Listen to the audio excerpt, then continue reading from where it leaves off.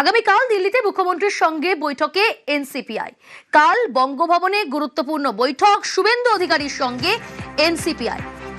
কখন সেই বৈঠকে মূলত কোন কোন বিষয় আলোচনা জানার চেষ্টা করব। মৈত্রী রয়েছে আমার সঙ্গে। মৈত্রী, কখন থেকে শুরু হবে এই বৈঠক, মূলত কোন কোন বিষয় উঠে আসবে এই বৈঠকে আলোচনায়?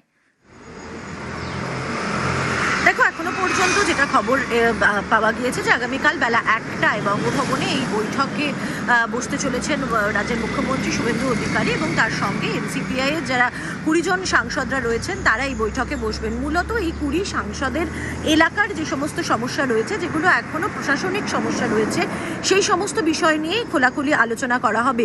এর আগে ঠিক অধিবেশন শুরুর আগে যেদিন এনসিপিআই এর সমস্ত সাংসদরা তারা একসাথে বৈঠক করেছিলেন, সেদিনই তারা তাদের এই সিদ্ধান্তের কথা জানিয়েছিলেন যে তাদের নিজস্ব এলাকার যে সমস্যা সেটা তারা সরাসরি শুভেন্দু অধিকারীর কাছে তুলে ধরবেন এবং তার কাছ থেকেই এই সমস্ত সমস্যার সমাধান তারা চাইবেন এবং সুরাহা চাইবেন।